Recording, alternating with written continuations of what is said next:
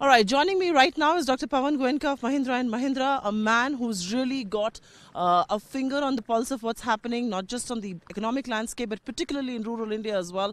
And here in Davos, I'm going to first begin talking to him about the macros and then, of course, the micro, his company picture. Thank you very much, sir, for being with us. Davos is always a melting point for all sorts of opinion. First of all, the slowdown concerns that are resurfacing in the world, some of it also true for India. From somebody who runs one of the most profitable businesses in the country and the largest, and of course a very real reflector of what's happening in the economic landscape. How are you viewing the Indian economic landscape to begin with?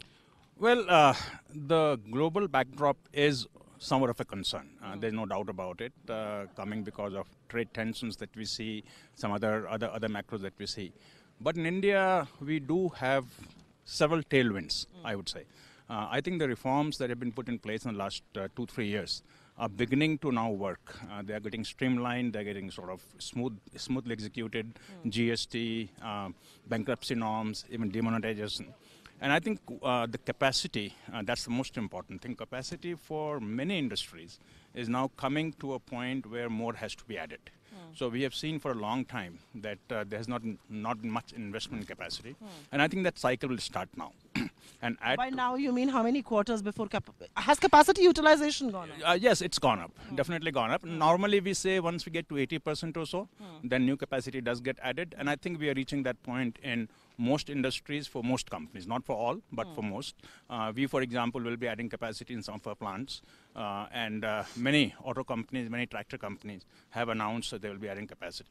So I think the cycle of investment is very important for growth. Add to that the agri spend, the rural spend, add to that elections, add to that infrastructure. And everything sort of adds up to something that I believe, unless there is some kind of natural calamity of very high order, and unless there are some very wrong decisions taken by political stability, then other than that, I think we are in for a reasonably good track. I'm glad you started with the macro picture. You've kind of put it in perspective of capacity utilization is going up and investments kicking in, because I think the one big concern is that India is a one-engine economy. Consumption is our only mainstay, and investments on top of that. But sir, the other big question that I think a lot of people will ask you is that going into elections, there is a lot of buzz about an agri relief package. Our rural sector is going through a stress, and you have a lot of exposure to that sector. Help us understand how instrumental will this agri relief package be? This is not a plain Jane loan waiver that we're talking about. We're talking about some basic income. We are talking about some assured money being given to farmer families. How instrumental will that be for businesses like you? Well, let me put it this way, that agri support. And how do you balance this with the fiscal concerns? Okay. Agri support has been there for many governments now for a long period of time. So it's not something which is going to be all of a sudden. It's an ongoing process. During election year, perhaps there may be a little bit more of emphasis, more of what may be visible that will come out. And that definitely would have an incremental impact on many businesses that relate to agriculture. We will definitely benefit from that, no doubt about it. But the thing that you pointed out, that will that create a fiscal imbalance? That is something that one has to be concerned about. And the government, I'm sure, would not go overboard in ensuring that we get the right balance between supporting rural economy.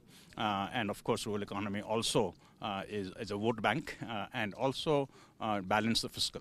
So I think But if the fiscal is breached on that count, will markets and investors understand that? They will understand to a point.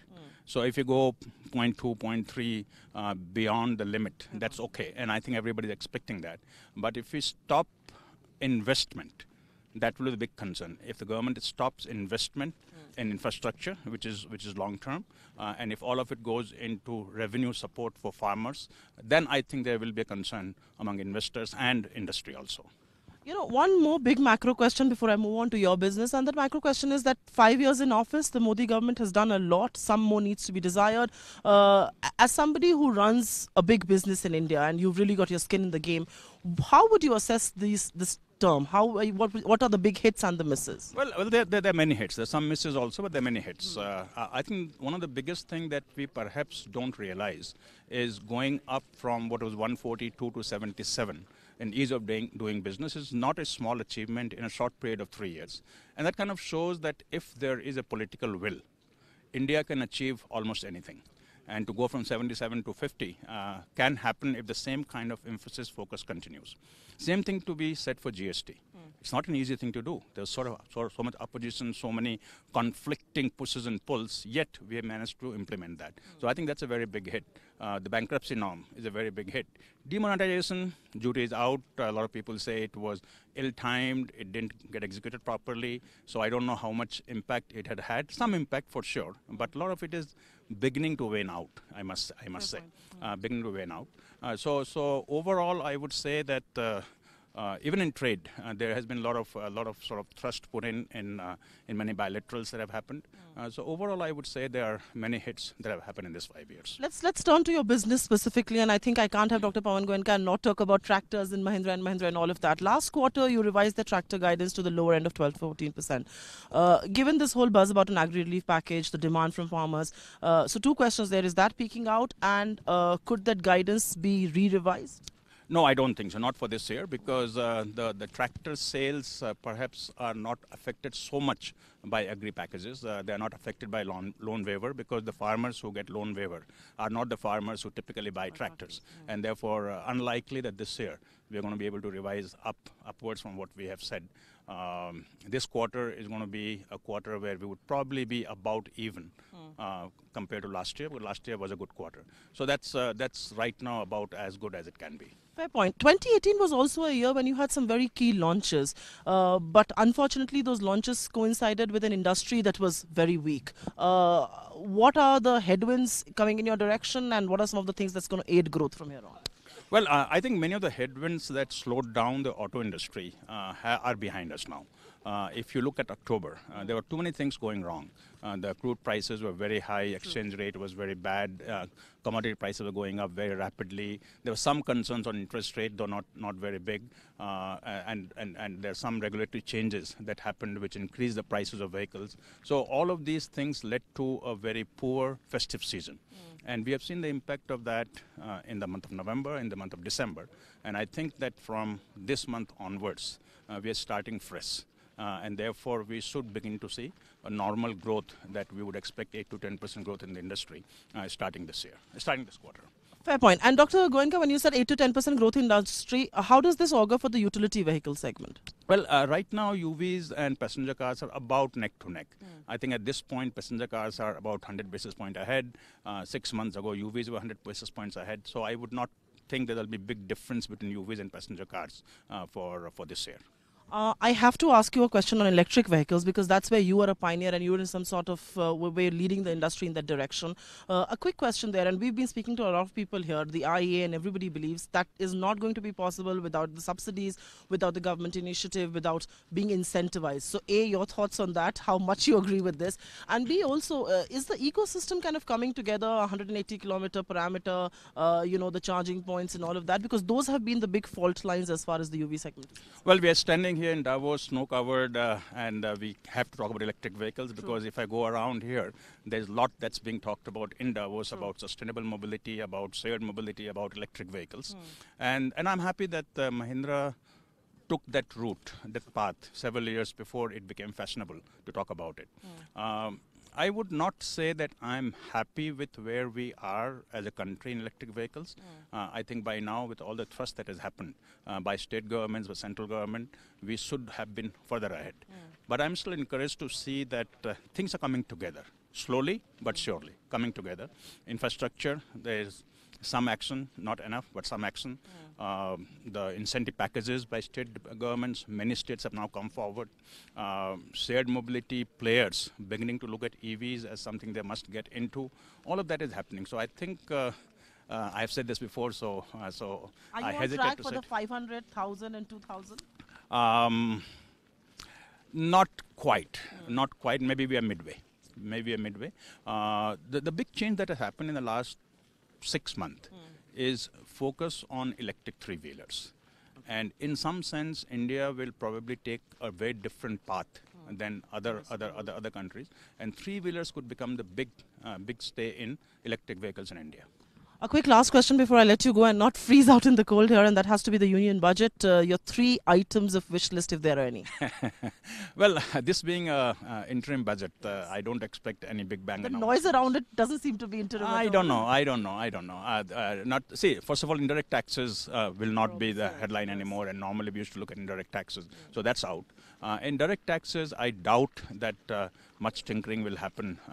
Even if it's not interim budget, I doubt the government is going to make much changes in indirect taxes. If there could be something that gives us an indication that India is serious about taking advantage of the current sort of trade tension that is going on, and can India emerge as a leader in that by getting into very specific, focused, export-related incentive policies that will help us to become more competitive in investment and in export. That will help. And a little bit on cost of doing business. Cost of doing business would mean what's happening to infrastructural costs, what's happening to land reforms, those kind of things will also help. So I'm not looking for anything big bang, but I'm looking for positive signals that government is serious about moving the industrial side of the economy forward. I think you've given a new term. Instead of ease of doing business, one needs to start looking at cost of doing business. But Mr. Goenka, it's very important. While we have done very well in ease of doing business, if we have to raise manufacturing, the only way it can happen is by demand. I think we can be more aggressive. It's easy for me to say because I'm not in the thick of things, but I think we can be more aggressive because many countries see India as a fair country to do trade with, to do business with, or Indian business as being fair to do business with. They're not scared of Indian business. And therefore I think if we can get a cost of doing business right, then we can probably export more. That means our FTAs, bilaterals, can we get duty advantage or port cost or logistic cost, electricity cost, our approval cost, all of these things. If we can bring that down, that will definitely make us more competitive globally. And that's what is going to increase manufacturing. On that note, sir, thank you very much for speaking to us. You have a great trip to Davos. That's Dr. Pawan Goenka in conversation with us right here on ET Now, here in this beautiful ski resort of Davos. He not just talks about the global economy, the export push that the Indian economy can do a little with, but of course, he's moving the debate away from just ease of doing business to cost of doing business. Back to you in the studios.